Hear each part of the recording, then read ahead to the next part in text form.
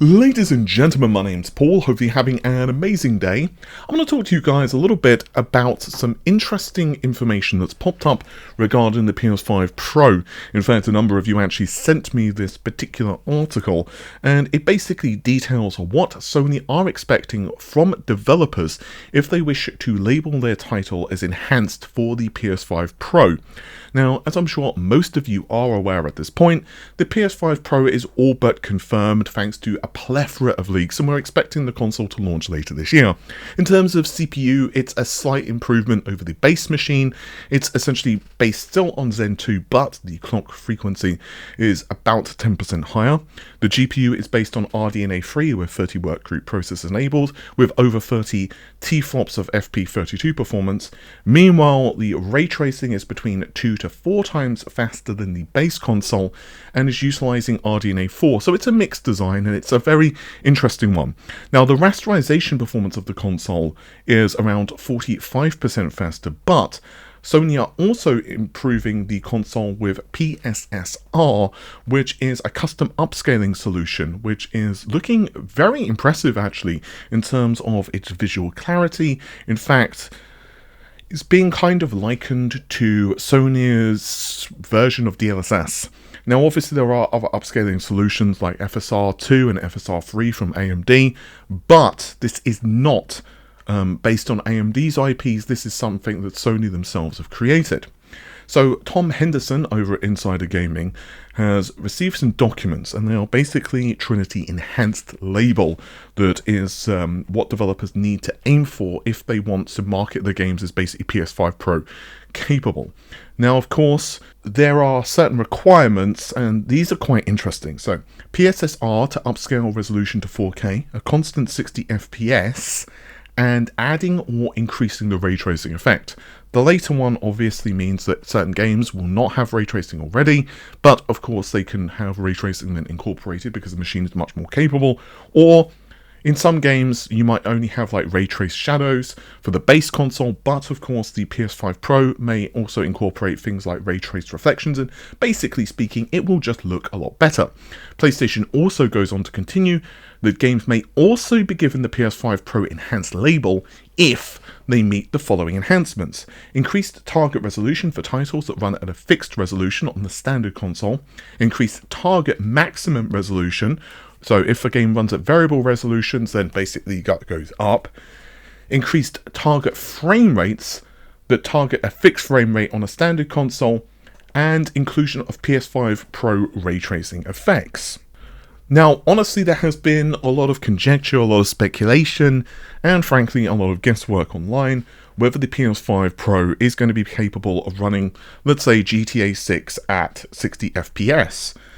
Now, I personally am still a little skeptical about that, but at this point, I simply don't think we know enough information.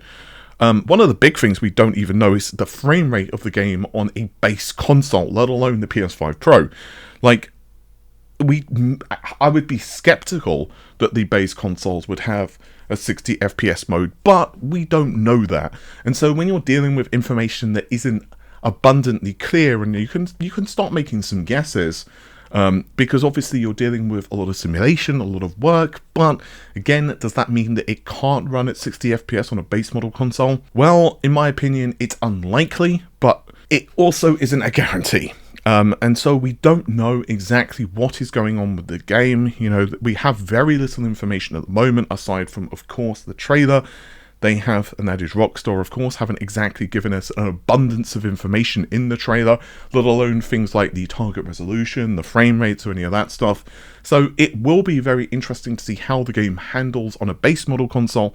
And as for the PS5 Pro, I think we could certainly see an increased frame rate target. Like, I would not be surprised if, for example, the base model consoles run at 30 FPS, and maybe the PS5 Pro would run at something like 40 FPS VRR, which would honestly be really cool.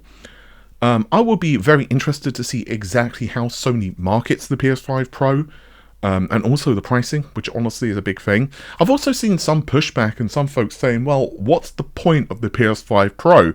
Like, no one asked for this. I'm like, dude, no one asked for the Xbox One X. No one asked for the PS4 Pro. And it's like, I just find it a very weird thing. Now, don't get me wrong, I'm primarily a PC gamer, so perhaps I'm coming at this from a slightly different angle from you guys, so if if you think I'm off base here, let me know.